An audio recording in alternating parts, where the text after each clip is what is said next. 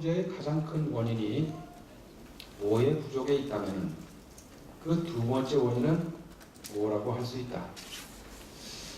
네, 여러분들 지금 현대 부부들이 이혼을 하고 갈라서는 가장 중요한 이유가 의사소통의 부족, 대화의 부족. 대화가 안 돼서 깨지는 가정이 대부분이래요. 그리고 두 번째 원인은 성 문제라고 할 수 있다.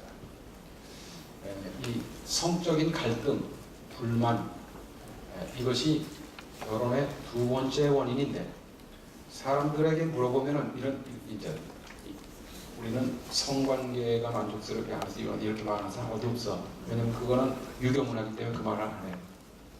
그리고 뭐라고 하냐면 성격차 때문에 헤어졌다. 그런데 거기서 격자를 빼놓으시니까 부부 사이의 불화가 진실만큼 극명하게 나타나는 곳은 없다. 성생활이 만족하지 못하다면 다른 영역까지 악영향을 미쳐서 부부관계 중 약 90% 정도는 나빠질 거다. 그랬습니다.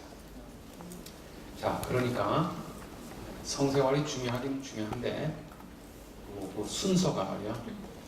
성적인 만족을 추구하면 점점 더 나빠져. 그러니까 어떻게 해야 되니까를 제가 이제 가르쳐 드릴게요. 밑에 보세요. 4번입니다. 남자와 여자는 바라는 사랑이 서로 다르다. 사랑을 시작하면 서로의 마음에 사랑 은행 계좌가 개설된다. 상대를 기분 좋게 하면 입금이 되고 기분 나쁘게 하면 출금이 된다. 출금을 차지하고 입금을 많이 하여 잔고를 늘려야 한다. 그래서 이것을 윌라드 하리가 사랑은행 이론이라 그랬어요. 옆에다 한번 쓰겠습니다. 사랑은행 이론. 그러니까 최진 씨하고 조성민이 이제 만나서 사랑은행을 개설을 했어요. 지금은 둘 다 고인이 됐지만 처음에 좋아하고 그러면서 사랑은행이 이제 통장이 개설이 마음이 개설이 된 거죠. 데이트한다고 만날 때마다 입금이 되는 거예요. 연애할 때는 다 좋으니까. 그래서 이제 자꾸 서로 입금을 했어요. 그러다 약속을 어기면은 출금이 되는 거예요. 기분 나쁜 일이 있으면은 유친이 돼요. 입금하고. 그러는데 나중에는 마이너스 통장을 가지고 살았어. 입금 신기가 아무것도 없어. 바닥이 났어. 싸우고 소리 지르고 나중에 손찌검하고 나중에는 조성민이가 말로다가 이기지 못하니까 야구방맹이로 쫓겼어. 야구방맹이로 진리쇼 때렸어. 그러니까 마이너스 100만원, 200만원이 돼요. 마이너스 통장을 가지고 비우르다 얘기를 하는 거예요. 예? 그러니까 우리가 입금을 많이 해야 된다는 거야. 남편과 아내가 서로 입금을 하는데 입금을 하는 방법이 5가지가 있다는 거예요. 밑에 보니까요. 남편의 기본적인 욕구는 존경받는 것이다. 옆에다 쓰겠습니다. 에베소서 5장 33절. 그 위에 나오네.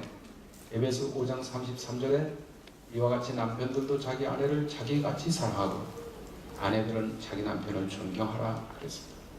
자, 오른쪽에 보니까 아내의 욕구는 사랑이다. 아내는 왜 결혼했느냐? 남편한테 사랑받고 싶어서. 근데 남편은 아내하고 결혼을 왜 했느냐면 아내한테 존경받고 싶어서 결혼했는데 여자들이 그걸 모르는 거야. 자기가 사랑받고 싶으니까 남편도 사랑받고 싶은 거야. 남편들은 사랑받는 데는 관심이 없다. 존경받고 싶다. 아내한테 존경을 받고 싶다. 딴 사람도 다 존경받아도요. 제가 지금 대외 활동을 하면서 상당히 저를 존경하는 사람이 많아졌거든요. 여러분만 날 무시하지 딴 사람이 네?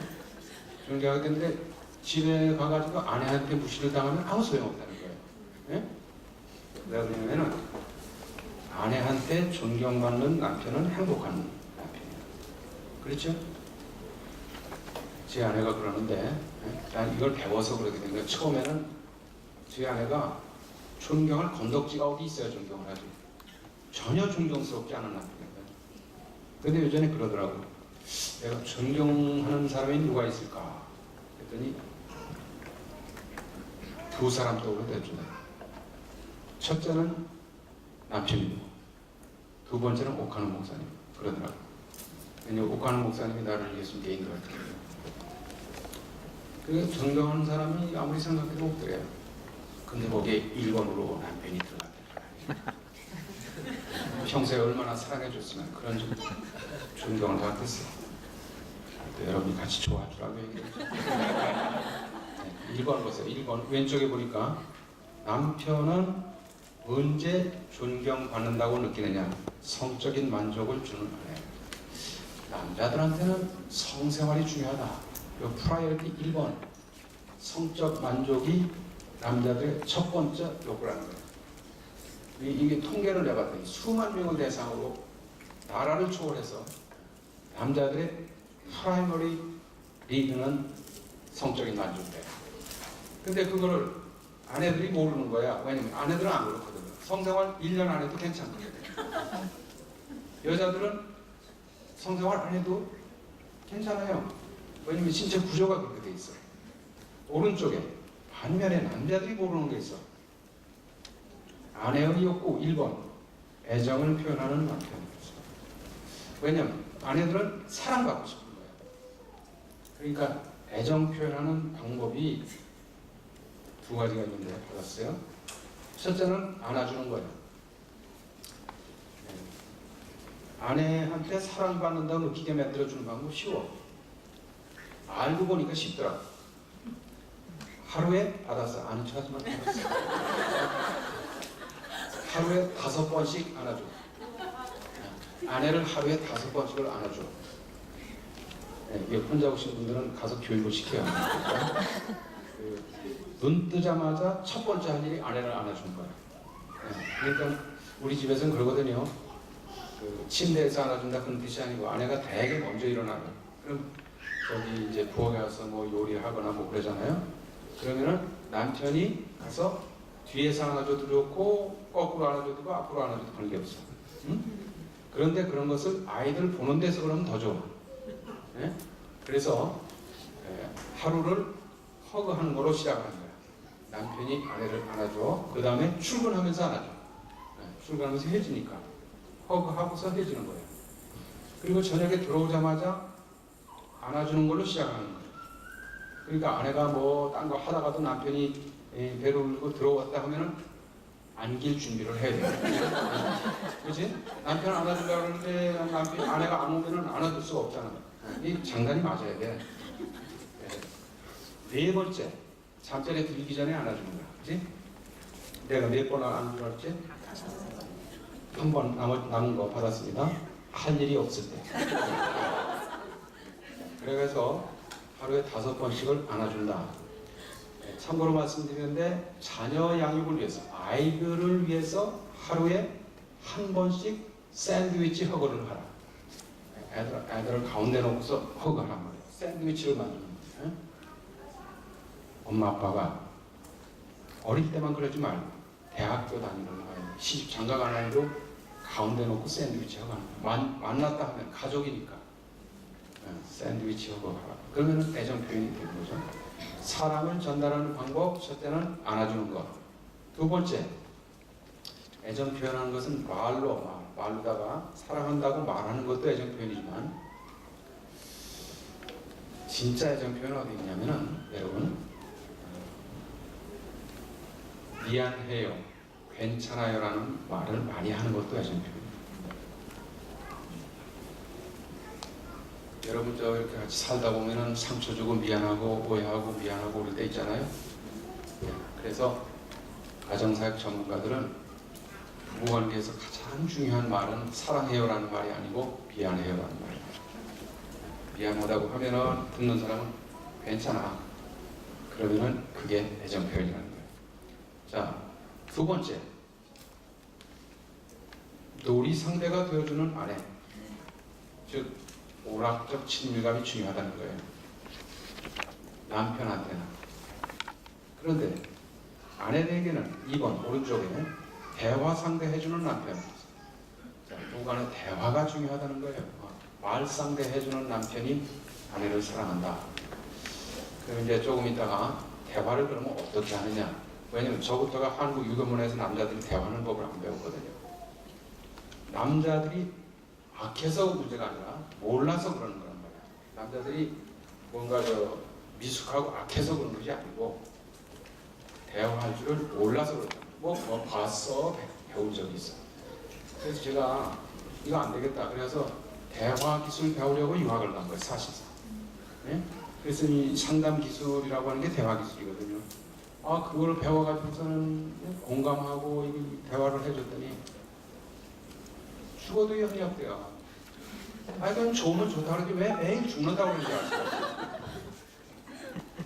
그 밑에 보겠습니다. 3번입니다. 깨끗하고 매력 있는 아내. 자, 남편에게는 아내의 외모가 중요하답니다. 왜냐면 시각지향적이니까. 남자들은 눈이 어리다 그러잖아요. 눈이. 응? 그러니까 이렇게 외모에 대해서 늘 이렇게 신경 안 쓰면 남편을 비서한테 뺏길 수가 있다는 거예요. 응? 남편을 다른 여자한테 뺏기는 경우가 많아요. 그러니까 외모에 신경을 쓰라는 거예요. 오른쪽에 정직 투명하게 마음을 나누는 남편.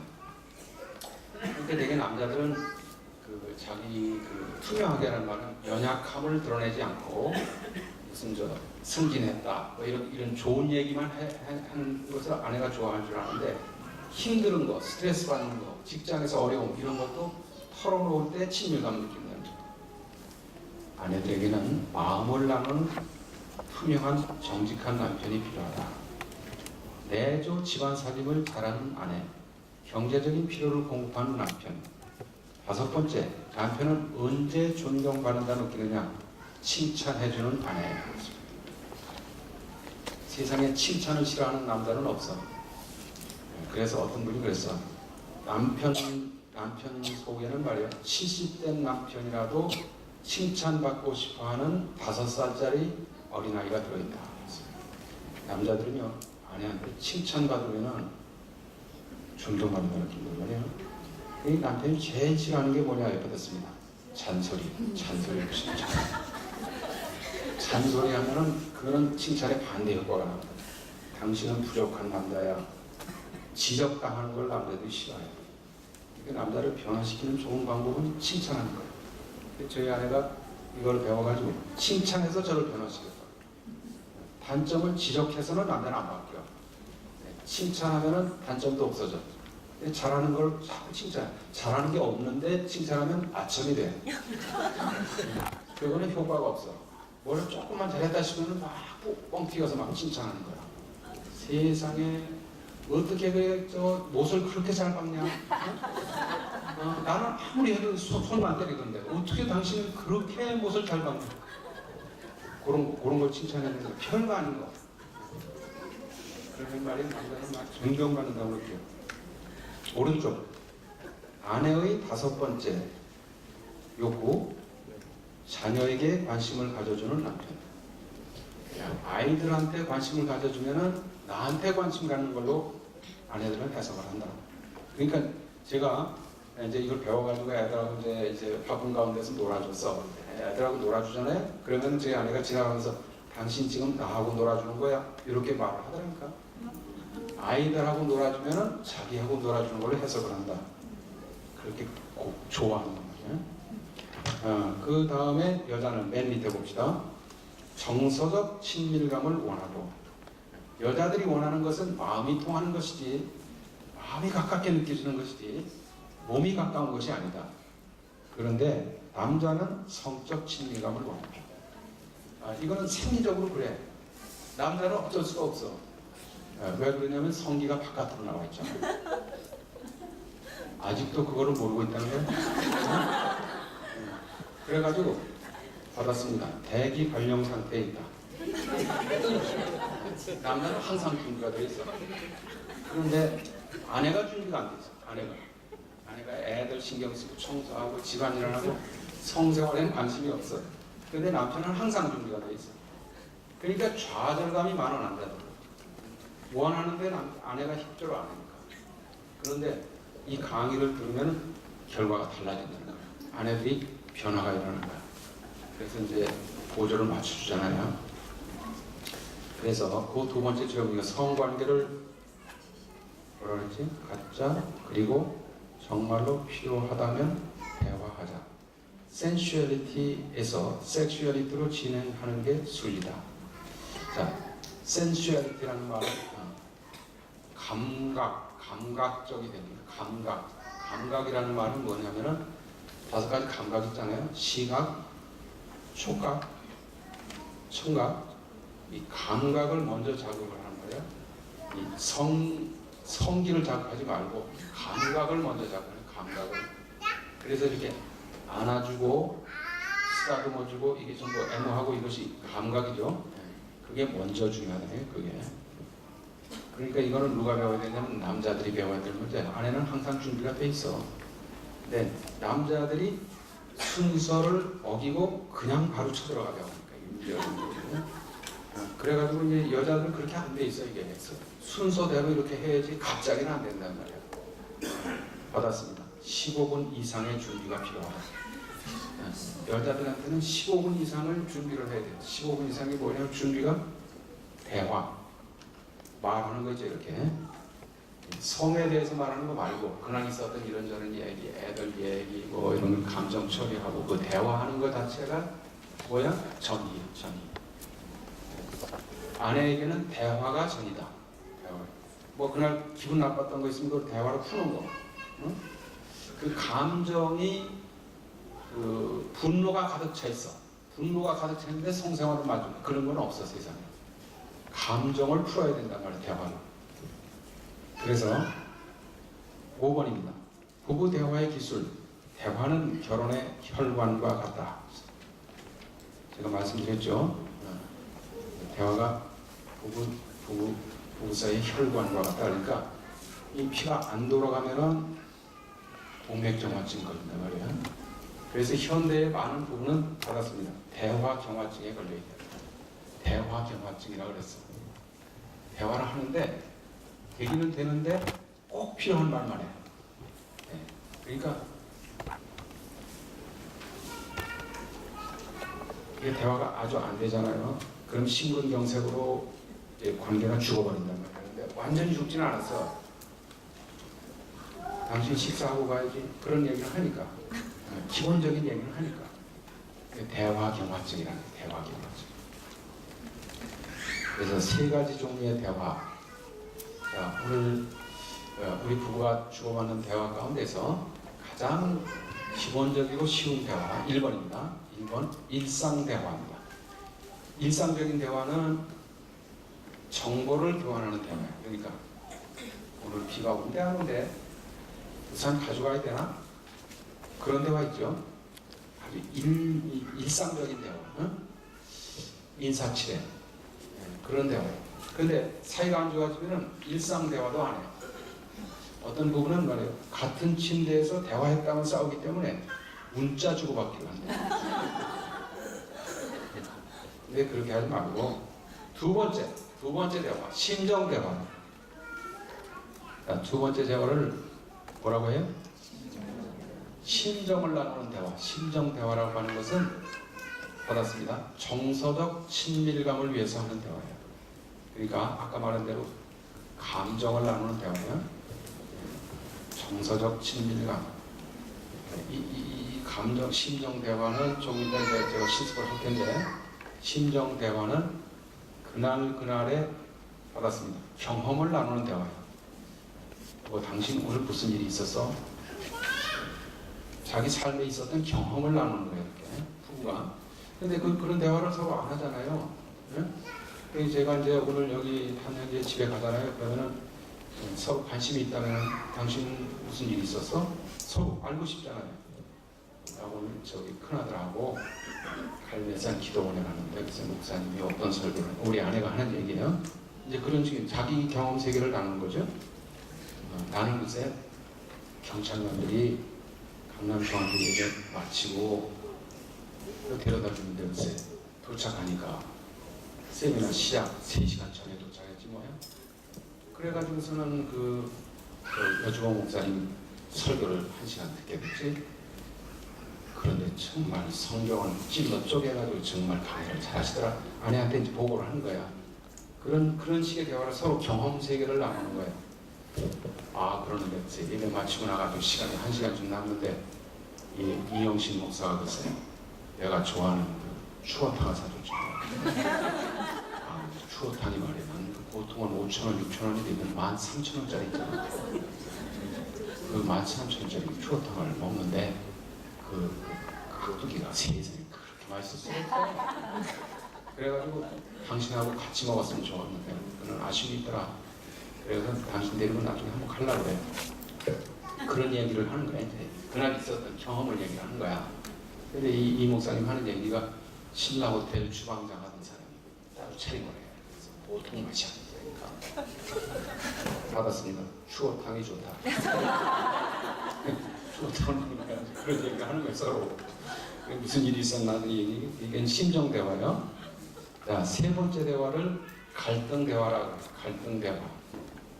갈등 대화는 문제 대화라고도 해. 그러니까 문제 해결하기 위해서 하는 대화. 근데 우리가 일상생활에서 제일 중요한 것은 두 번째 심정 대화야. 심정 대화하는 방법을 가르쳐 드리겠습니다. 밑에 보세요. 바로 말하는 기술 ABC 화법. 자, ABC로 대화를 한다는 말을 받았습니다. 여기다가 A 상황에서, A는 상황이에요. 상황. 언제 어디서. A 언제 어디서. A는 상황이에요. B는 상대방의 행동이에요. B는 상대방의 행동. C는 나의 감정이에요. 나의 감정. 예를 들겠습니다. TV를 볼 때, 텔레비전을 볼 때 A죠. 당신이 채널을 자꾸 바꾸니까 B요. C, 짜증나. A, B, C로 얘기한 거예요. 강의를 하는데 전진수 집사가 뭐에 써먹으려고 그러는지 녹화를 해가지고 저걸 찍어가지고 이단에 갖다 주려고 그러는 거 아니라 그래가지고 불안해서 강의 집중이 잘 안 되더라. 예를 드는 거예요. A, B, C가 뭐 다 들어가 있단 말이야. 그렇지? 언제 어디서 상대방이 뭘 어떻게 하기 때문에 그것이 나한테 영향을 미쳐서 내 기분이 어땠다고 그렇게 얘기를 하는 거예요. 그걸 A, B, C라고 하는데 요게 받았습니다. 심정 대화의 기본입니다. 심정 대화를 할 때는 한 사람이 이렇게 묻는 거야. 저녁에 이제 만나서 여보 오늘 무슨 일이 있었어? 그러면 A, B, C를 답을 하는 거예요. 저기 안정순 형제님 오늘 무슨 일이 있었습니까? 아무거나 한번 얘기해 보세요. 의미 있는 사건. 감정을 불러일으켰던 사건. 아무것도 없습니까? 지난 한 주간 동안 아무거나. 지난 주간에 무슨 일이 있었습니까?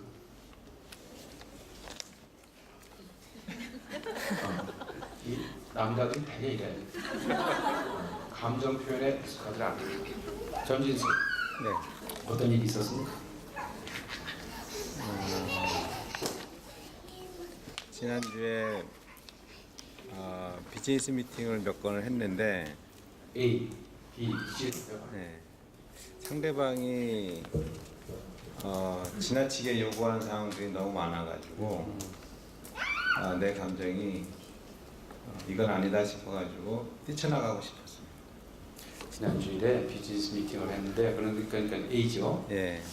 그 요구하는 게 너무 많아서 B죠. 그래서 C 기분이 나쁘었다고 뛰쳐나가고 싶었다. 그렇죠? 그런데 이제 아쉬운 것은 C를 감정으로 표현해야 되는데 행동으로 표현. 뛰쳐나가고 싶었다고. 아는 것보다는 나은데 연습을 좀 하셔야 돼. 감정으로 표현하는 쪽으로. 네. 자, 누가 또 한번 시도해 보겠습니까? 여기 자매님 왜 나는 안 시키느냐 그런 무슨 일이 있었는데? 네? 어제 저녁에 가족과 함께 외식하고 경희대 산책을 했는데요. 가족이 함께 하니까 저 너무 행복했어요. 다시 한번 얘기해봐요. 무슨 일이 있었다고요? 어제 저녁 외식을 하고 소화시키기 위해서 경희대에 산책을 했는데요. 가족이 함께 하니까 너무 행복했습니다. A가 있었고 B는 가족이 함께 하니까 네. B죠. 그래서 C번 너무 행복했다고. 네, 아주 좋습니다. A, B, C 여러분 파악하셨죠 이제? 그러면은 문장을 써보겠습니다. 그 밑에다가 그 공란이 있잖아요. 거기에 제가 이렇게 물었다고 생각해요. 무슨 일이 있었어요? 거기에 답을 하란 말이에요. 지금 한 것처럼 A, B, C로 문장을 써보세요. 이건 정답이 있는 게 아니니까.